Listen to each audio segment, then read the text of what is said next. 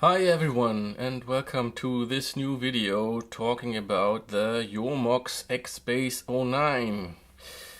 The Jomox XBase 09 is kind of a replication of the TR909 by Roland, and it sounds almost identical, talking about the bass drum and snare drum part.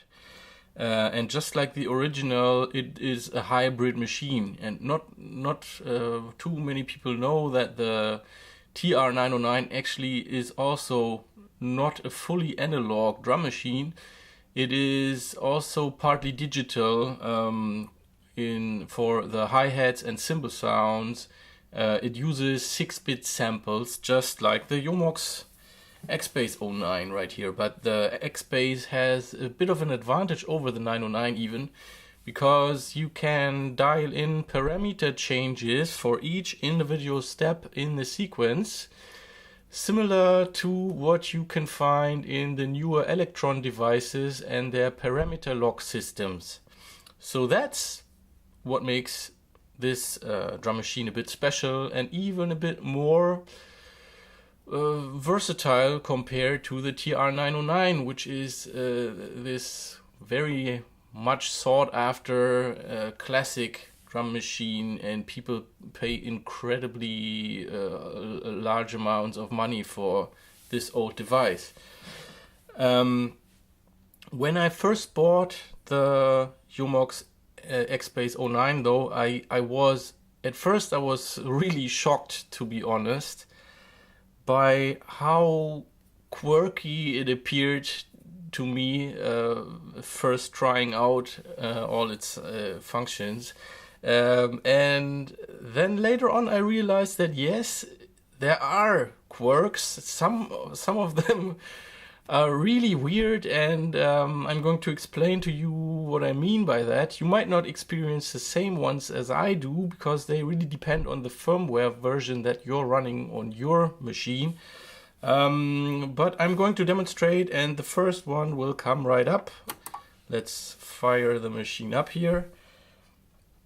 And now I have this hooked up to my mixer, of course.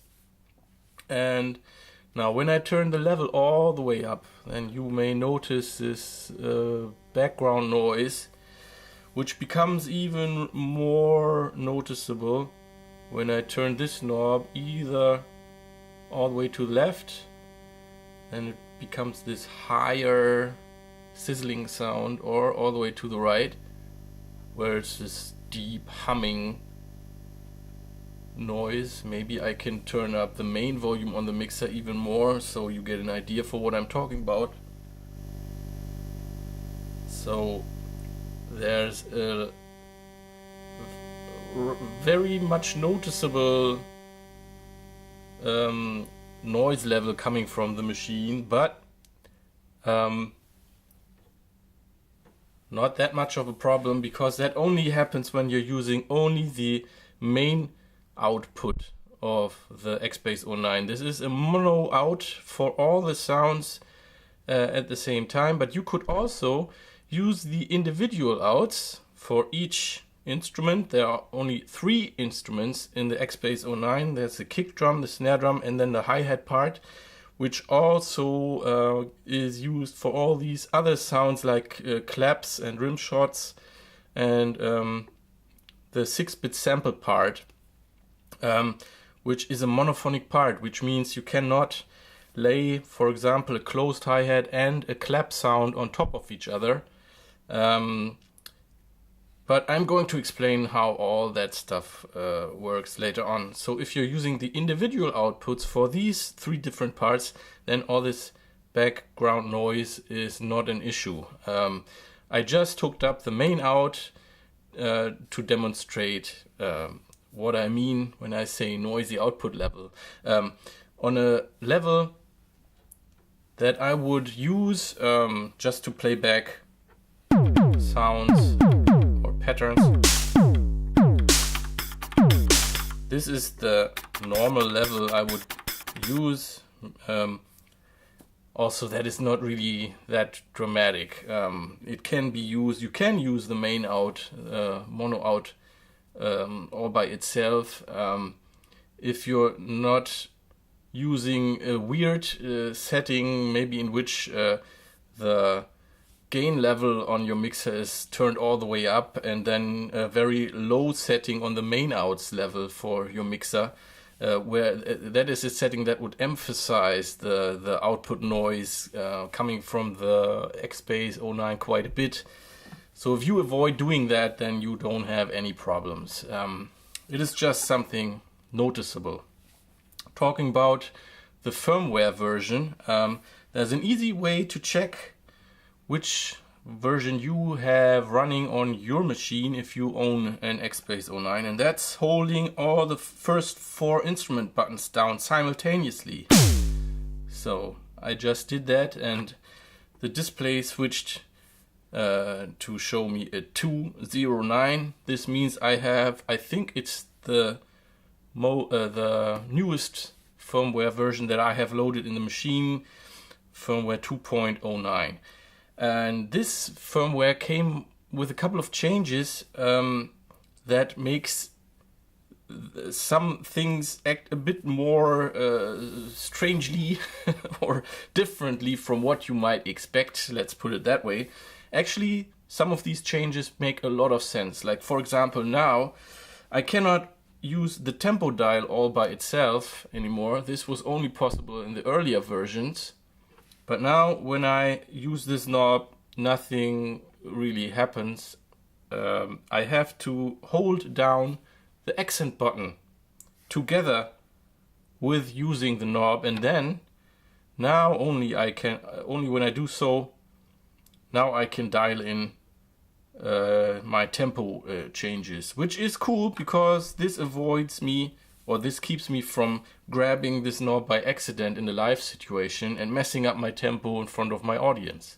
So I think this change makes a lot of sense.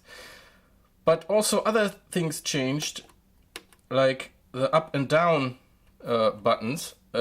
And the way they did this now is exactly opposite to what you would expect. You would expect the value to decrease when pushing down. But as you can see in the display, this actually makes the value increase, going all the way up. Now using up decreases the value. And this is not even true for all the parameters. In some menu pages, like for example the shuffle, when it comes to the shuffle function, these buttons still work as labeled. And you kind of have to find out these things for yourself and not get distracted by this kind of stuff. When you know what you're doing, this is really all of this is really not a problem. But you have to be aware, and there is one thing that really does bother me quite a bit, and it's a very special kind of task. It's when you're using the triplet scales, scale C or D. When it comes, it's actually using scale B or D. Actually, whenever you have a pattern and you want to write a full measure, and in this case, a full measure consists of 2 bars. I make this distinction. I try to use the word bar, talking about the actual number of steps in a measure, or not in a measure. It could also be only half a measure. And for example, triplet scales, scale C uses 12 steps for a whole measure. This is divided, or when I'm using scale D, I use twice the amount of steps, which would mean, well, to use 24 steps and use 2 bars, right? And so you would expect to get 2 bars with 12 steps each, which are then combined to a full measure. and having the downbeats on 1, 2, next bar, 3, 4. But this doesn't work in Jomox XBase 09. The first part of this measure will go from step 1 to 16, and then the second part of the measure in the next bar, meaning next pattern, will go from 1 to 8 only. This gives me a total of 24 steps, but they are not divided into 2 bars of 12 steps, which would make things a bit more relatable and a bit easier to understand. But it seems to be not possible on the Jomox XBase 09 to divide these 2 bars like that for a full measure using scale D.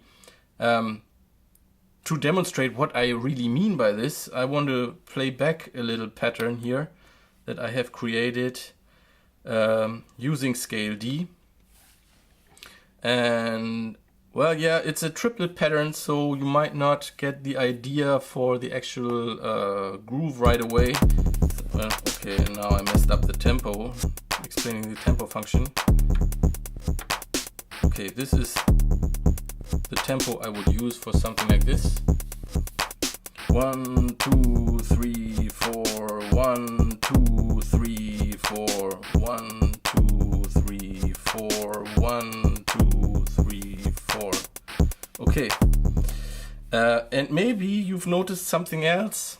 This indicator light that runs across the whole measure doesn't get to its final step, because the pattern actually runs until it reaches step number 8 in the second half of the measure, but it doesn't get there. This indicator light is simply too slow to show that last step that's used for this pattern here. Okay, but this is also, and by the way, really it doesn't get any more complicated than writing a pattern using scale D. If you find another video where someone has achieved writing a comparable pattern which you can like count through and it all makes sense, please let me know and maybe put a link under your comment or something. I assure you it won't be easy to find, and most likely there will be no other video showing this. I want to now explain or talk about this hi-hat part a little bit more, which is not only used for the hi-hat sounds like I explained, but also for these other samples. It can be used to write full rhythms all by itself. And in this pattern that you just heard, this is actually the case. If I turn down the level for kick and snare, you will find that most of the pattern really comes only from the hi-hat part. And there's even this, what sounds like a kick sound is actually coming from the hi-hat part too. It is not a kick drum, it is a tuned down rim shot actually. And this is all monophonic, which means you don't get the hi-hats together with any of the other sounds on one step. But that's also what makes it a bit more, transparent. So this is just the hi-hat part. And it was really difficult to program. I'm just going to tell you this much. Maybe I want to make another video talking about how to program a pattern like this using scale D, but I have tried and I got so confused by also trying to explain what I was doing, and then you're always a bit under pressure when you're doing a video, making a video like this, that I didn't achieve to get to this kind of result in the video. That's why I erased the whole thing and tried again without the camera, and then this I came to this result right here. Yeah. Okay, but let me maybe explain a little bit more. If you've listened closely to this pattern, you can hear that there's also this reverse effect where one of the samples is played backwards. That's right there. That's an open hi-hat sound right there. That is reversed. You can see all the functions right here. There's a copy function, there's a clear, bank number, scale. That's how you choose your scales. Last step, shuffle, which is a bit special. I'm going to talk about the shuffle function a little bit more. Real-time write lets you just either turn the knobs for a kind of motion sequence recording, or yeah, maybe I haven't really messed with this so much yet. Maybe you can also type in steps while the pattern is playing and then record them.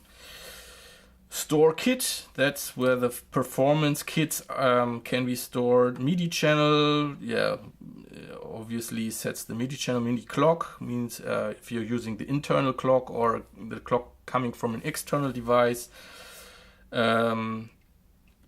Oh no, well, that's clock select. I was skipping too far. MIDI mode, this has something to do with how the sequencer behaves when it gets either triggered from an external. I can't really explain what this does in detail. I haven't really messed with this so much. Yeah, metronome, I usually don't need a metronome when you're programming your hi-hats first or something, then you already have a metronome, so I'm not really using that.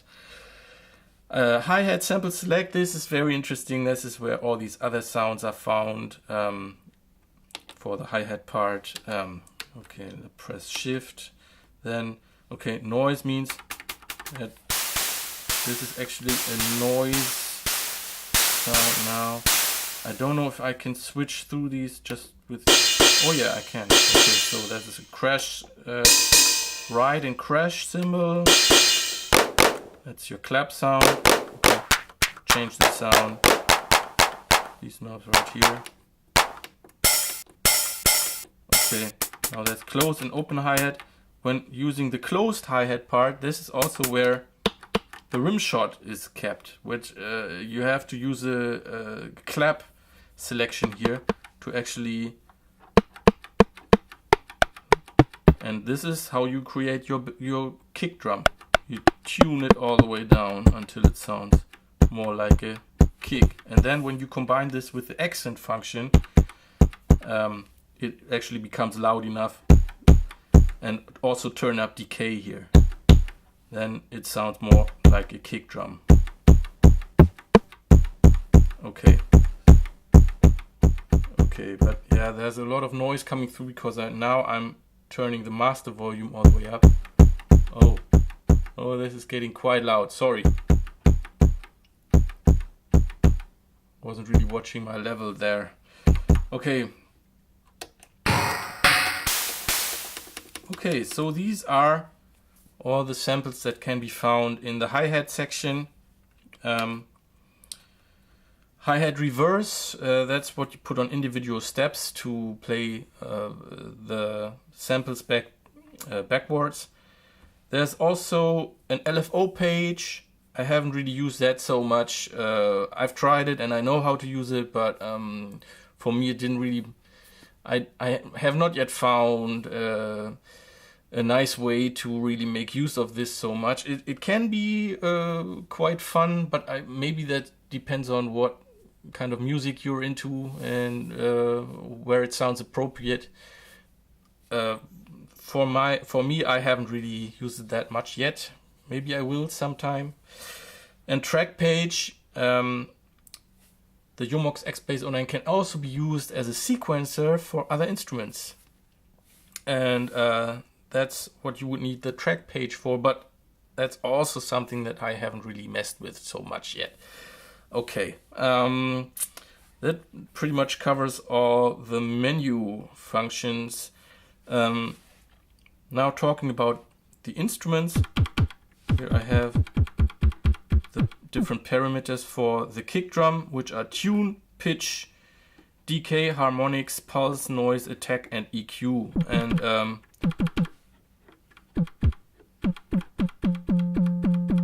the kick drum part can be used to write bass lines also using the pitch knob. I can assign different pitch settings for each step that I have programmed in my pattern,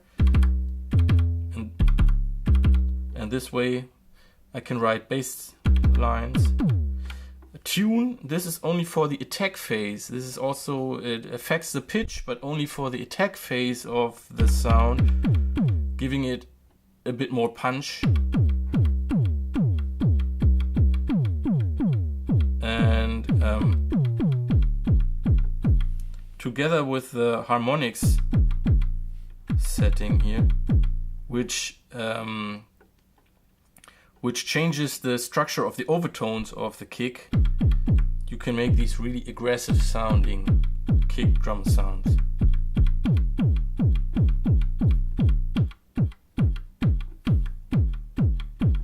Like this. Okay, now pulse and noise. This is also only for the attack phase of the sample, giving it just a little more punch. I like the pulse a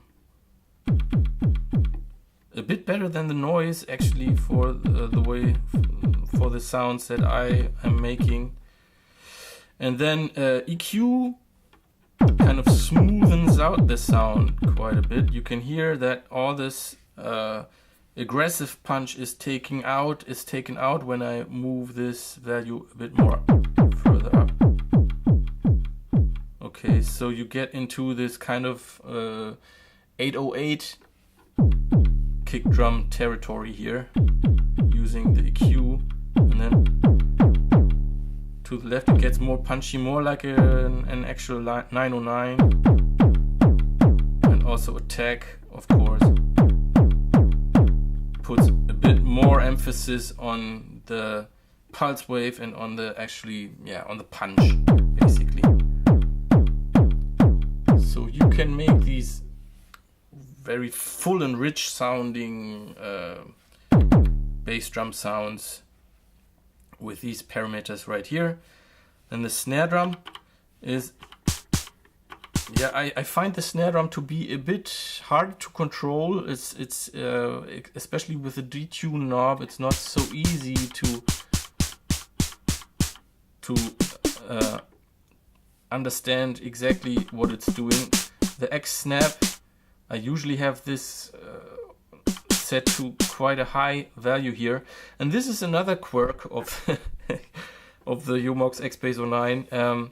Sometimes when changing parameters, you dial in the minimum and maximum amount here, and this changes from, it's not always going from 0 to 127 like it should. Sometimes it's maximum value is 126, then next time it might be 125 only, or 123, depending on, I don't know what it depends on actually. That is just something that the machine simply doesn't display all these values very accurately. But I mean, where's the problem? If the result should always be evaluated by what you are listening to, by what you hear, and not by what's shown in the display anyway. So it's nothing that really bothers me so much either. Okay.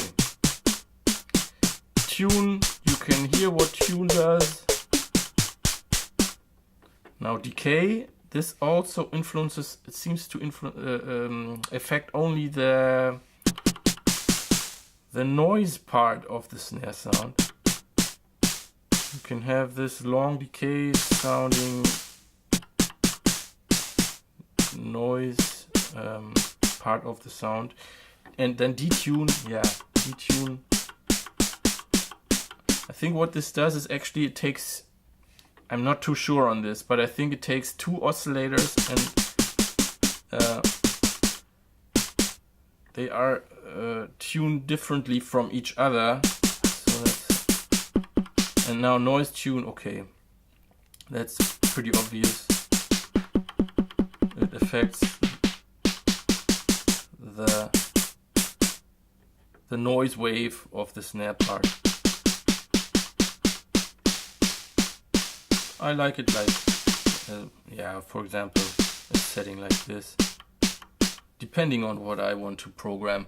And all of these parameters can be changed for each individual step as well. That's pretty cool. Okay, now that hi-hat part was tuned all the way down. Here I can shorten the decay time for the closed hi-hat and for the open hi-hat as well. And the balance knob, this means if this is set to 12 o'clock, then the closed and open hi-hat part are equally loud. And now I can either make the closed hi-hat part a bit louder than the open, or the other way around.